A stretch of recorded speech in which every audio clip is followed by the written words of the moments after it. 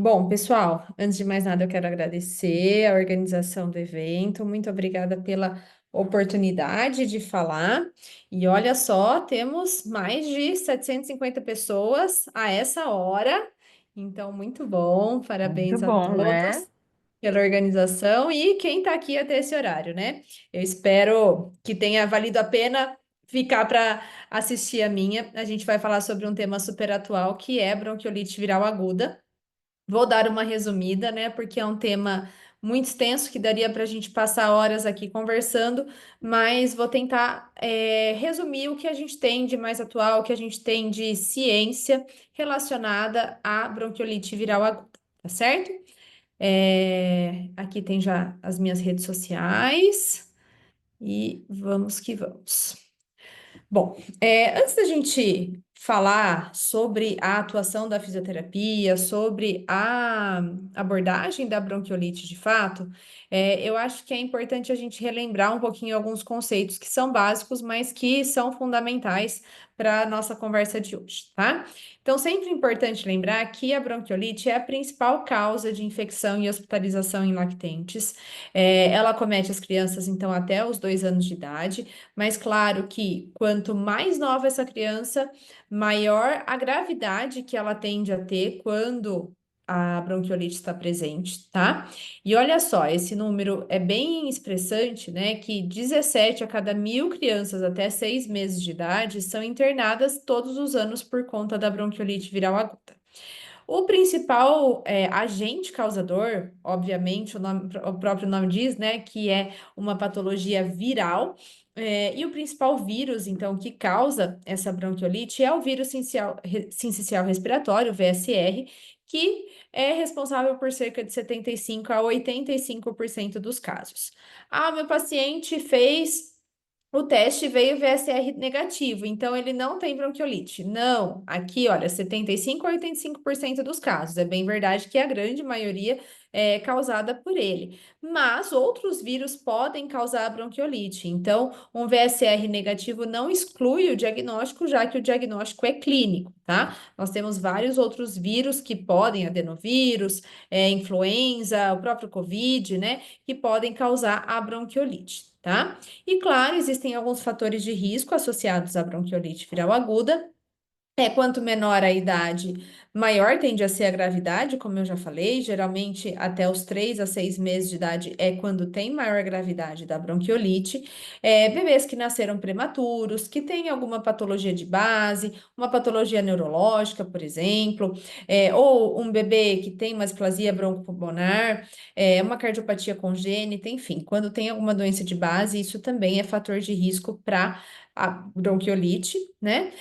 Além de outros fatores como institucionalização, então crianças que frequentam creche, escola desde novinhas, tá em contato nessa fase, né? Criança vai, pega de um, enfia na boca, o outro coloca na boca também, então a transmissão é muito fácil, acaba sendo também um fator de risco essas crianças estarem institucionalizadas, ou seja, frequentarem creches, escolinhas e assim por diante, tá? E o que é então a bronquiolite? Qual é a fisiopatologia para a gente entender a nossa abordagem depois? É uma patologia que atinge pequenas vias aéreas, tá? Então, vai acometer bronquíolos.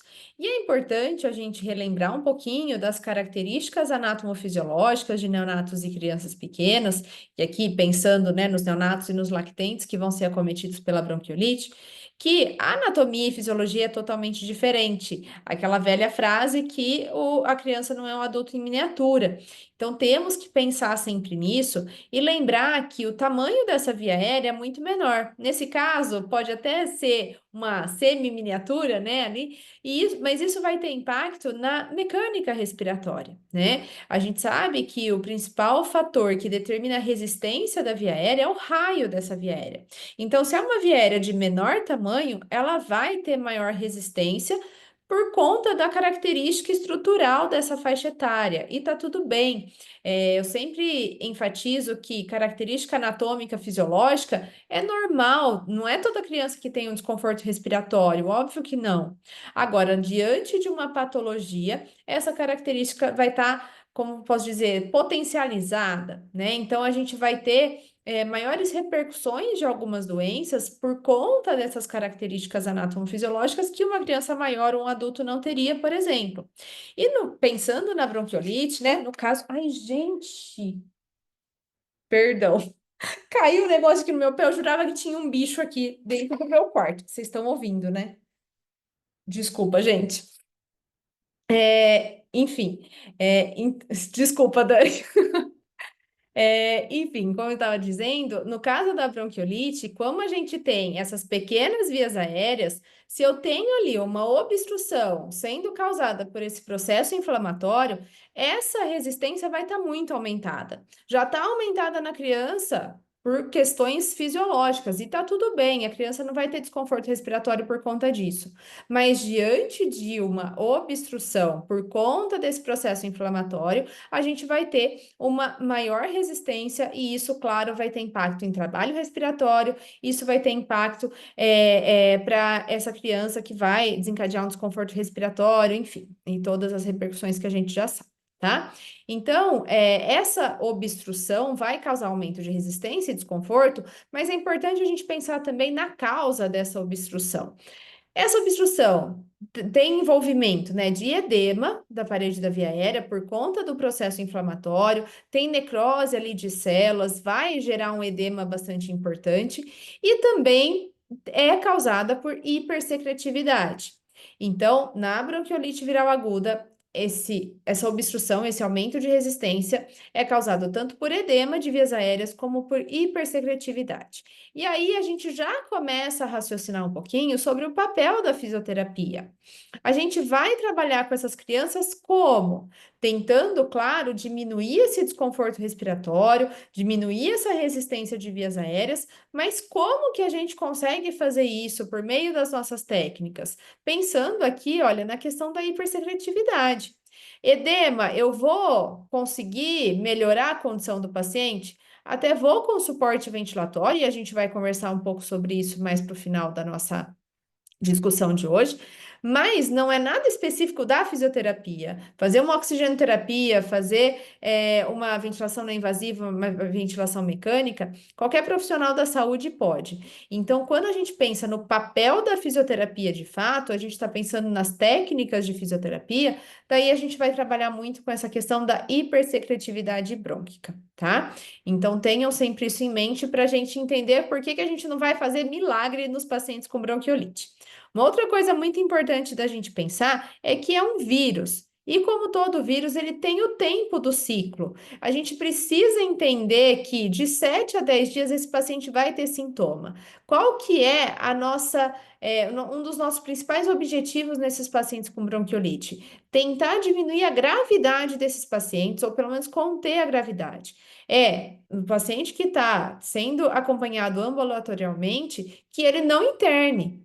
E se ele internou, que a gente consiga fazer uma melhor abordagem para que ele tenha, por exemplo, condição de se alimentar, de mamar, né? Muitas vezes essa criança para de mamar porque ela não consegue coordenar a respiração, sucção e deglutição.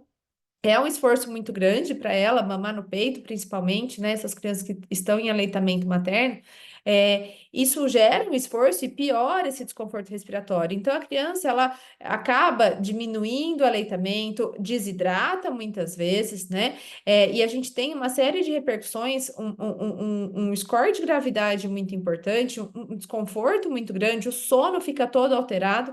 E se a gente conseguir, muitas vezes, trabalhar com essas questões, isso também vai ser um fator importante de desfecho positivo, né? A gente não tem que olhar só para diminuir tempo de sintomas, isso a gente muitas vezes não vai conseguir, mas a gente conseguir diminuir score de gravidade, se a gente conseguir melhorar a qualidade do sono, a alimentação desses bebês, a gente está fazendo grande coisa por eles sim. Tá? E muitas vezes a gente evita uma internação por conta disso, tá? Então, o importante é a gente escalonar esses bebês para a gente entender qual que vai ser o nosso papel. O Gui Pochô, ele é um grande estudioso da nossa fisioterapia respiratória pediátrica, né? E ele estuda muito bronquiolite. É, esse artigo publicado em 2013, ele é bem interessante e serve aqui como um certo guia para a gente, apesar de ter coisas muito mais atuais para a gente discutir ao longo da nossa aula aqui hoje, mas aqui ele divide as crianças com bronquiolite de acordo com a gravidade, de acordo com o score de Wang, certo? E de acordo com essa gravidade, então, leve, moderada, grave, a gente vai ter diferentes abordagens. Nos pacientes com score de Wang de 1 a 3, que são aqueles pacientes leves, a fisioterapia respiratória, de acordo aqui com o Pochot, não é necessária, tá? Agora, nos pacientes que têm uma condição moderada, um score de 4 a 8, por exemplo, vai ser acompanhado ambulatorialmente e, nesses casos, a fisioterapia respiratória, com técnicas adequadas, que a gente vai conversar, vai ter o seu papel bem importante. Já nos pacientes graves, com score de Wang de 9 a 12, muitas vezes eles vão ser hospitalizados, né? Vão precisar de internação em UTI, e nesses casos a fisioterapia respiratória está contraindicada. Pensando na aplicação de técnicas, nós não temos estudos ainda nesses pacientes graves. Mas aqui a gente precisa entender que, aqui no Brasil principalmente, né, porque muitas vezes são profissões separadas quando a gente pensa ali mundo afora, nos Estados Unidos, na Europa, alguns países da Europa, mas aqui no Brasil a gente cuida desse paciente de forma global.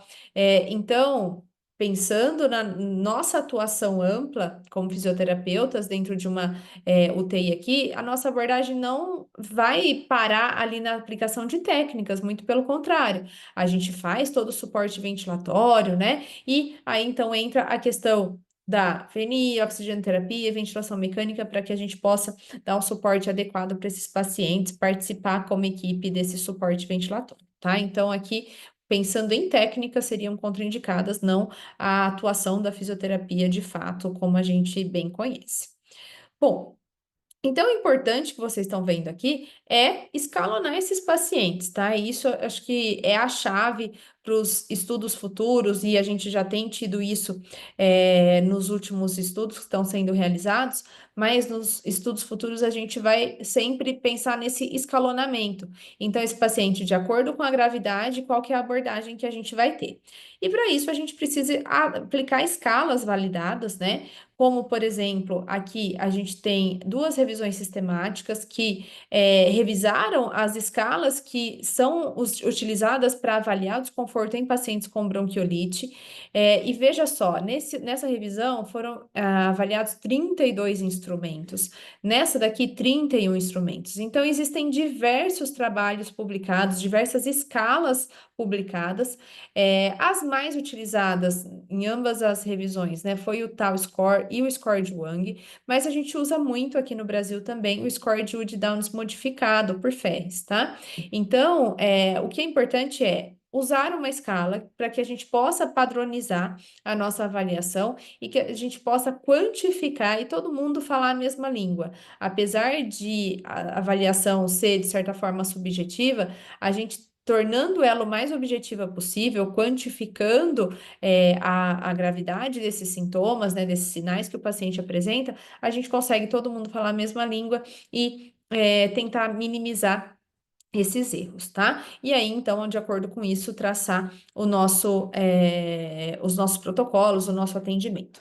Então, os mais utilizados, como eu disse, o score de Wang, né, que vai, então, avaliar essas variáveis, pontuar de 0 a 3, e aí, de acordo com essa pontuação, a gente vai ter uma bronquiolite leve, moderada ou grave, e a gente tem também o score de Downs modificado, que vai avaliar de 0 a 3 sibilos, tiragens, frequência respiratória, cardíaca, ventilação e presença de cianose.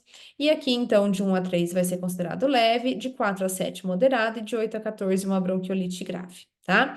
Muito provavelmente esses pacientes aqui vão estar internados, hospitalizados e muitas vezes vão estar em UTI, tá? E aqui a gente vai tentar abordar de forma ambulatorial, sempre que possível, para evitar essa internação. E aí, né? Qual que é o nosso papel, então, enquanto fisioterapeutas, para tanto evitar uma internação, como para tentar minimizar os sintomas e a gravidade desse paciente, diminuir tempo de internação, enfim. Aqui a gente tem. uma revisão sistemática dos principais sinais e sintomas do vírus sincicial respiratório, que é o principal da bronquiolite, como nós já conversamos, e muito o que a gente já está acostumado a ver, né? Aqui ele mostra para a gente que os principais sintomas, além da febre, mas são sintomas de obstrução nasal e a tosse, tá? E essa tosse muitas vezes é produtiva. E nesses casos, então, tanto de obstrução nasal como de tosse produtiva, a fisioterapia tem uma atuação muito importante. Como que a gente pode atuar nessas crianças? Pois bem, então eu dividi aqui para a gente conversar, só para ficar um pouco mais didático, nós poderíamos trabalhar com essas crianças, né? E a gente vai entender o que tem de literatura para tudo isso, com as técnicas manuais de fisioterapia respiratória, pensando em técnicas de remoção de secreção. Nós temos recursos instrumentais que podem ser utilizados, como os osciladores orais de alta frequência, os dispositivos com pressão positiva. A gente vai entender um pouco o que pode ou não ser utilizado nos bebês com bronquiolite. Aqui eu coloquei alguns métodos alternativos, tá? Que a gente não vai conversar aqui sobre esses métodos alternativos, porque aqui a gente tem muita pseudociência e nada comprovado, né, zero evidência de que funciona, de que tem resultados. Alguns exemplos só para vocês entenderem do que eu estou chamando aqui de métodos alternativos. Laser terapia, tá? Não tem evidência científica, não trata bronquiolite. Ah, mas tem trabalhos falando de secreção nasal, beleza. Rinite, rinocinusite, sinusite, aí é outra história. Pensando em bronquiolite, nós não temos estudos, não temos resultados relacionados ao uso de laser terapia, tá? O RTA também é outra pseudociência que não tem evidência na literatura de que vai tratar a bronquiolite, tá bom? Entre outras formas de trabalhar que vêm sendo abordadas, né? Mas que a gente não tem respaldo na literatura pensando em evidência científica para bronquiolite viral aguda, tá? E aí, então, pensando em técnicas manuais e recursos instrumentais, a gente vai conversar um pouquinho mais. E aí, a gente vai falar também um pouquinho de desobstrução de vias aéreas superiores, falar de aspiração, que é uma grande polêmica, tá? Pensando nas técnicas manuais, então, de remoção de secreção, a gente pode dividir as técnicas como técnicas convencionais e técnicas atuais, tá? Diferenças entre elas. Essas técnicas convencionais, elas vão trabalhar com choque mecânico ou com ação da gravidade, e são técnicas que foram descritas para adultos e tentamos adaptar ali para as crianças, muitas vezes não são adaptáveis, né? E não vai ter eficácia, não vai ter segurança. E as técnicas atuais são as técnicas que vão trabalhar com variação de fluxo aéreo. Então, que a gente vai trabalhar com variações da inspiração ou da expiração e que muitas foram descritas para bebês e crianças, por isso respeitam muito mais a fisiologia desses bebês e crianças e a gente consegue utilizar com mais segurança e mostrando aí os trabalhos maior eficácia. Tá? Então, aqui teríamos como exemplo de técnicas convencionais tapotagem, vibrocompressão, a drenagem postural, pensando em ação da gravidade, e aqui, como técnicas atuais, as técnicas de variação de fluxo, de respiração lenta ou forçada, pensando em remoção de secreção de vias aéreas inferiores. E aí, AF lenta, AF rápida, a TEF, a ELPR, DAA, enfim. De tudo isso, né, o que tem sido utilizado, o que tem sido estudado e utilizado, o que a gente tem de evidência atualmente. A gente precisa pensar que por muito tempo a fisioterapia foi contraindicada na bronquiolite viral aguda. Mas foi contraindicada por quê? Porque por muito tempo os estudos envolviam técnicas apenas convencionais, poucas técnicas atuais, né, nos estudos, nas revisões sistemáticas principalmente. E essas técnicas convencionais, como eu já mencionei, elas não foram descritas para as crianças. Então, muitas vezes a gente tem sim complicações associadas, a gente tem desfechos muito negativos relacionados a essas técnicas e também as técnicas atuais, se forem usadas inadequadamente. Nós sabemos, por exemplo, que as técnicas de expiração lenta funcionam muito bem, e os estudos já têm demonstrado isso. Agora, as técnicas de expiração forçada não funcionam muito bem. E aí, pensando, fazendo um raciocínio bem básico, a gente já vai entender o porquê não. Porque essas técnicas de expiração forçada, elas não são indicadas até os 2 anos de idade, que é a população que a gente está atendendo na bronquiolite. Essas técnicas, elas geram um alto fluxo expiratório e até os 2 anos essas crianças têm pouco suporte cartilaginoso.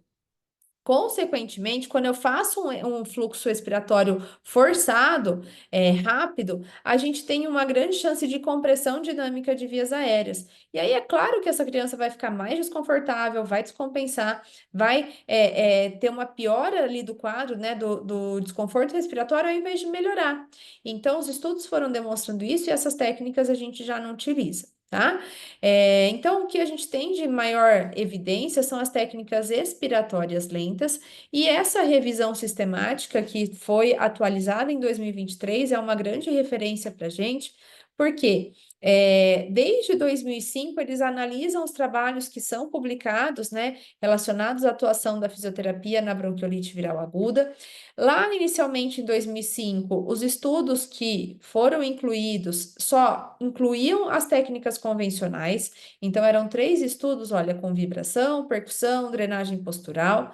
Em 2007, fizeram uma atualização e os mesmos 3 estudos. Já em 2012, começaram a aparecer as técnicas atuais, né, de expiração lenta e forçada, mas tudo colocada no mesmo bolo, que daí a gente não conseguia chegar a lugar nenhum.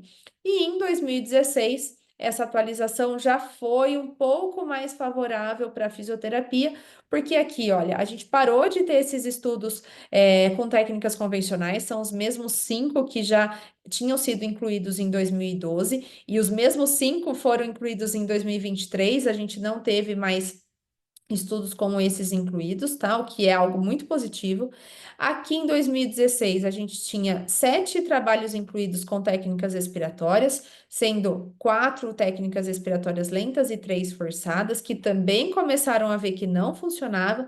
E nessa atualização de 2023, olha, os mesmos 5 e 3 de técnicas convencionais e técnicas forçadas que a gente sabe que não funciona muito bem, tem desfechos negativos, e aqui a gente aumentou o número de trabalhos com técnicas expiratórias lentas, que tem tido melhores resultados. Então, qual é a conclusão dessa atualização de 2023 da revisão da Cochrane? Que as técnicas convencionais têm alta evidência de que não mudam desfechos, então não vamos utilizar. As técnicas expiratórias forçadas têm alta evidência de que não têm desfechos positivos e que estão relacionadas a efeitos adversos, então, tanto não tem segurança como não tem eficácia, também não vamos utilizar. E as técnicas expiratórias lentas têm baixa evidência de que resultam em melhora leve a moderada da gravidade da bronquiolite. Ainda baixa evidência, mas a gente está já caminhando, né? E encontrando melhores resultados desde que as técnicas adequadas sejam utilizadas, e aqui no caso são essas técnicas expiratórias lentas. Dentre elas, a mais estudada é a ELPR, tá? Mas outras técnicas lentas também podem ser aplicadas e utilizadas na bronquiolite. Então, pensando em técnicas manuais, e é o que a gente mais vai utilizar, já adianto para vocês, aqui a gente vai trabalhar com técnicas expiratórias lentas sempre, tá?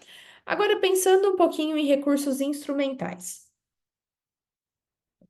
Quando a gente pensa nos recursos instrumentais, a gente vai ter tanto recursos que trabalham com pressão positiva, como que trabalham com oscilação oral de alta frequência, como são os osciladores a capela, aerobica, enfim, que a gente vai conversar um pouquinho mais, tá? Aqui eu não estou falando de pressão positiva como forma de suporte ventilatório, eu estou falando como técnica de fisioterapia para promover remoção de secreção, por exemplo. Tá? Então, a máscara de PEP ou EPAP, né, que tem sido bastante utilizada para remoção de secreção, para aumentar a capacidade residual funcional e promover essa abertura alveolar, então, nesse sentido a gente tem tanto uma desobstrução brônquica como uma expansão pulmonar, ela deve ou pode ser utilizada na bronquiolite viral aguda, né? Ela pode ser utilizada em bebês? Sim, ela pode ser utilizada em bebês. Porém, quando a gente pensa em resultados da máscara de EPAP na bronquiolite, quando faz uma busca na literatura, a gente não tem nenhum trabalho publicado mostrando a eficácia da máscara de PEP na bronquiolite, tá? Então, até aqui, o que a gente tem de evidência, né, do que a gente conversou até agora, são relacionadas às técnicas expiratórias lentas, tá? Não precisa inventar moda, gente. Mão funciona muito bem na bronquiolite, é mais que suficiente, tá bom? Não precisa inventar. A gente não tem estudos relacionando os benefícios, então, ou possíveis complicações do EPAP na bronquiolite, tá? Tem pouquíssimos trabalhos em lactentes, alguns trabalhos com fibrose cística e tem um trabalho de um bebê, um estudo de caso, tá? De um bebê com displasia broncopulmonar pós-alta hospitalar, com resultados positivos, mas na bronquiolite a gente não tem nada publicado até o momento. Pode ser que daqui a pouco a gente tenha alguns trabalhos, mas no momento a gente não tem, tá? Com relação aos osciladores orais de alta frequência, né, que são muito utilizados para promover a remoção de secreção, porque eles promovem uma pressão expiratória positiva, isso vai trabalhar com o transporte mucociliar, e além da pressão expiratória, a gente tem as oscilações orais que vão trabalhar com o movimento dos cílios para carregar essa secreção, tá? Além de trabalhar também o mecanismo tixotrópico e fluidificar essa secreção. Mas, para a gente ter efeito fisiológico desses dispositivos, a gente precisa gerar uma oscilação de pelo menos 12 Hz, tá? Ou seja, 12 vezes por segundo, uma pressão de pelo menos 10 centímetros de água por no mínimo 4 segundos. Pensando nos lactentes que têm um baixo fluxo e que têm uma alta frequência respiratória, vocês acham que eles vão conseguir chegar nesses pré-requisitos para que tenham os efeitos fisiológicos? Não vão, tá? Então, esquece, gente, não vai ficar usando oscilador oral de alta frequência nos bebês, porque eles não conseguem atingir o fluxo necessário, não conseguem atingir pressão necessária e, obviamente, não fazem esses 4 segundos. Um bebê com uma frequência de 60, cada ciclo vai ter um segundo, né? Como que ele vai fazer 4 segundos de expiração para conseguir ter esses efeitos? Não tem. Então, nesses bebês, a gente não trabalha com esses osciladores orais de alta frequência também. Tá? Nem para bronquiolite, nem para nenhuma outra condição. Então, pensando em recursos instrumentais, não tem muito como inventar a roda. O que a gente tem disponível não vai ter efeito na bronquiolite viral aguda. Existem alguns trabalhos, né? Com aqueles coletes de oscilação. Os resultados parecem ser bastante similares às técnicas manuais, mas aí a gente tem que pensar no alto custo desses coletes, né? Numa condição crônica, na fibrose cística, por exemplo, eu entendo que tem a sua indicação. Agora, na bronquiolite, que é uma condição aguda, muitas vezes rápida, né? Que demora ali 14, 21 dias para melhorarem os sintomas quando são sintomas mais prolongados dessas crianças que muitas vezes ficam ali com o quadro mais arrastados. Não vale a pena o investimento, tá? Então, mais uma vez, as mãos funcionam muito bem para esses bebês. E para a gente finalizar essa conversa da atuação das técnicas de fisioterapia, pensando em desobstrução de vias aéreas superiores, o que a gente teria aí de opção, né? Aspiração, muito discutida, a lavagem nasal, que a gente vai conversar um pouco, e a técnica de inspiração forçada, que é a DRR. Pensando em aspiração, a gente sempre, sempre, sempre bate nessa tecla e eu acho que vale sempre repetir. A aspiração dói, a aspiração incomoda demais, a aspiração causa lesão e ela deve ser evitada ao máximo, né? Eu sempre, quando dava aula em graduação, agora eu não estou mais na graduação, mas nas minhas aulas práticas, eu fazia um aluno aspirar o outro para ver o quanto é desconfortável. E todo mundo brigava, e eu falo, gente, como que vocês fazem isso num bebê, numa criança, de forma relativamente frequente? Então, a gente tem que parar com essa cultura de aspiração em qualquer condição, aspirar só quando realmente necessário. E pensando na bronquiolite, esquece protocolo que exige aspiração em pacientes com bronquiolite, isso não existe, tá? a aspiração ela tem suas indicações. Num paciente que não tem tosse eficaz, que a gente precisa remover aquela secreção, pensando em vias aéreas inferiores, e para as vias aéreas superiores, numa situação de emergência. Fora essa situação de emergência, que esse paciente está muito desconfortável e que muitas vezes a gente precisa agir rapidamente, né? Tá ali, chegou no PS, e a gente precisa agir rapidamente para esse bebê melhorar esse desconforto dele, beleza, pode ter a sua indicação de aspiração. Mas bebê que está sendo tratado ambulatorialmente não precisa aspirar na grande maioria das vezes, tá? Bebê que tem tosse eficaz não precisa aspirar. E pensando em vias aéreas superiores, a gente tem essas outras opções aqui que a gente vai conversar, principalmente aqui com relação à técnica de inspiração forçada. Então, só para não falar que é achismo, a gente precisa pensar sempre que esses bebês, né, eles têm um nariz muito pequeno e curto. Vem aí mais uma característica anatomofisiológica para a gente sempre se preocupar quando vai abordar essas crianças. E aí, claro, na presença de secreção, que a gente já viu que é um dos principais fatores, sinais que estão presentes na bronquiolite, isso, claro, vai gerar um desconforto respiratório muitas vezes, tá? E a fisioterapia tem o papel de remover essa secreção.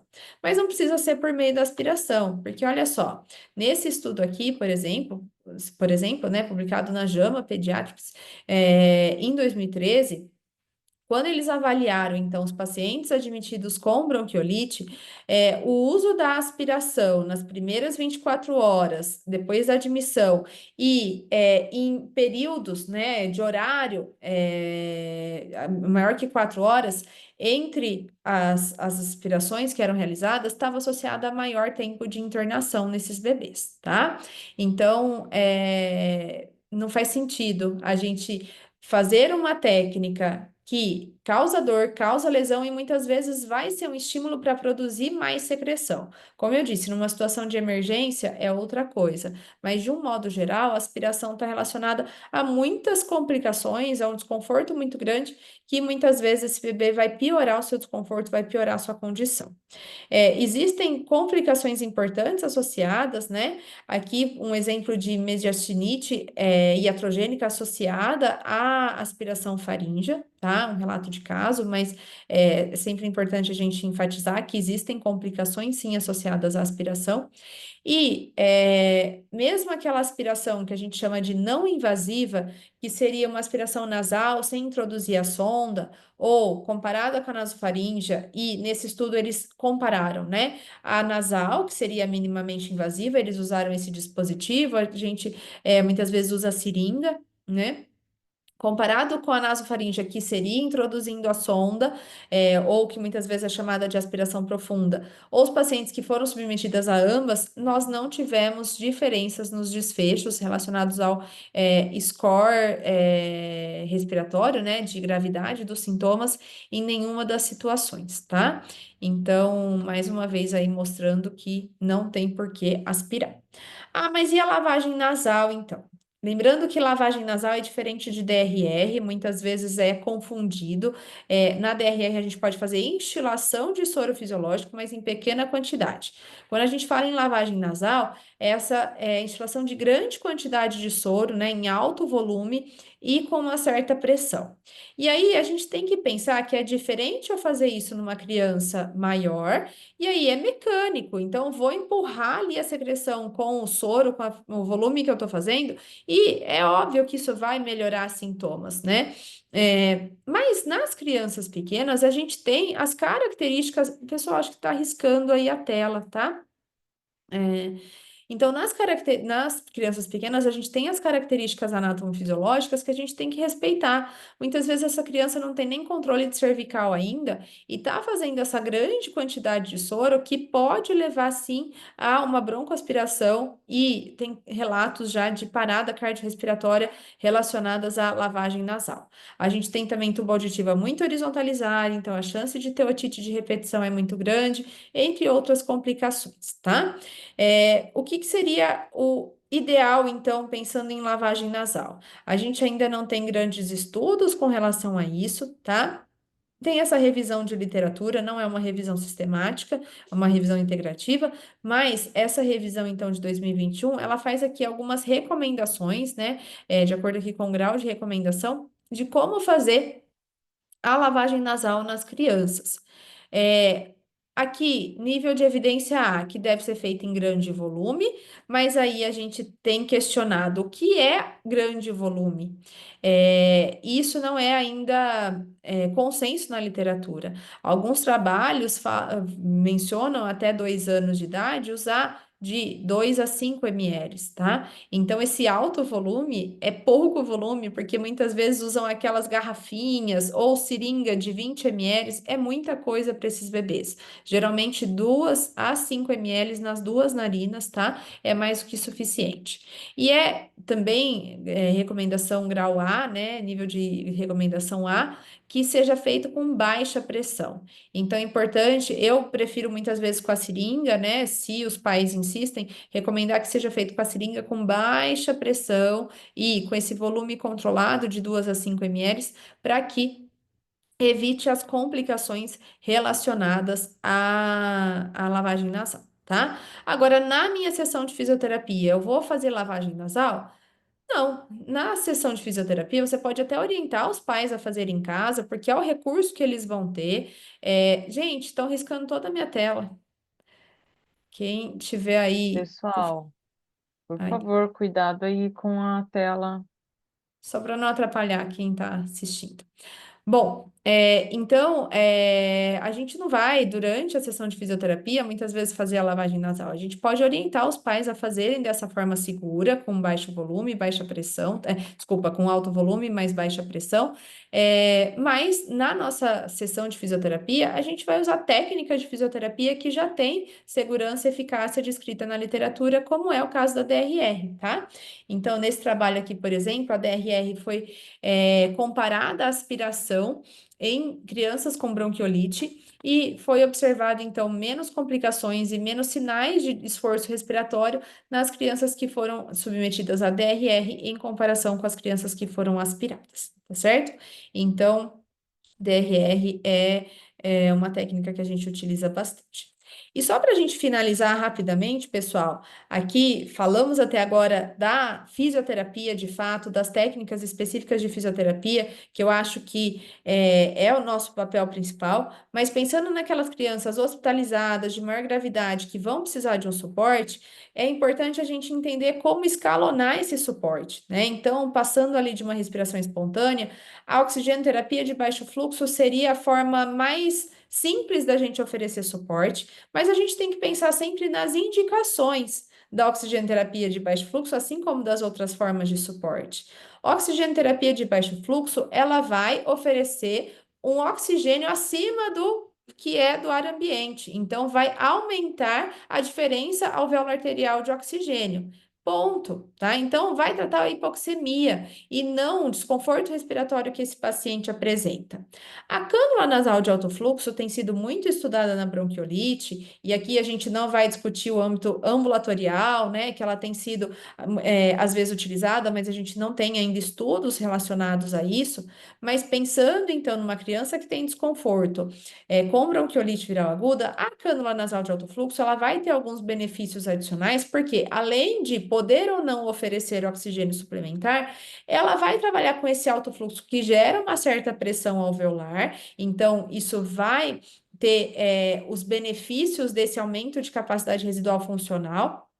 E, além disso, por conta desse aquecimento e umidificação do ar que é oferecido no alto fluxo, a gente tem também benefícios relacionados à remoção de secreção. Já que a gente está falando que é uma doença que está associada à hipersecretividade, a cânula nasal de alto fluxo vai ter esses benefícios adicionais por conta desse alto aquecimento e umidificação do ar que é inspirado, tá? E aí, escalonando, né, pensando numa criança com maior grau de desconforto, a gente teria a ventilação não invasiva, no CPAP ou binível, e a ventilação mecânica invasiva. Saiu uma revisão muito recente sobre a cânula nasal de alto fluxo nas crianças com bronquiolite, tá? Foi publicada agora em 2024, incluiu 16 estudos e eles fizeram duas comparações. O alto fluxo com oxigenoterapia de baixo fluxo, então foram 11 estudos, e o alto fluxo com o CPAP, 5 estudos. Desfechos principais que eles buscaram: se reduzia o tempo de internação e os eventos adversos, mas também observaram se tinha alterações de frequência, respiratória, cardíaca, necessidade de escalonamento, né, do tratamento e a duração da oxigenoterapia. E o que que eles encontraram de resultados? Quando a gente compara cânula nasal de alto fluxo com oxigenoterapia de baixo fluxo, a cânula nasal de alto fluxo parece ser superior. Reduziu o tempo de internação, apesar de ser uma redução modesta, mas reduziu o tempo de internação. Não teve diferença na incidência de efeitos adversos, reduziu discretamente frequência respiratória, mais, né? Reduziu mais é ótimo, mas teve uma maior redução da frequência respiratória e da frequência cardíaca, menor necessidade de escalonamento do tratamento e uma redução discreta do tempo de oxigenoterapia. Como eu disse, é só a gente pensar na fisiologia, né? Se a gente tem na oxigenoterapia de baixo fluxo só um aumento da diferença alvéolo arterial de oxigênio, é isso que a gente vai trabalhar. Com os benefícios adicionais do alto fluxo, a gente consegue, então, ter esses efeitos que foram descritos nessa revisão. Agora, quando o alto fluxo foi comparado com o CPAP, a gente ainda não tem evidência suficiente para analisar. O alto fluxo não parece ser superior ao CPAP, tá? Então, saber para quem indicar e como indicar e saber quais são os benefícios de cada terapia para cada paciente, tá certo? Bom, eu espero que eu tenha conseguido resumir um pouquinho um assunto que é bastante amplo. Eu agradeço mais uma vez a oportunidade e aí vocês têm minhas redes sociais, fico à disposição para a gente discutir mais esse tema.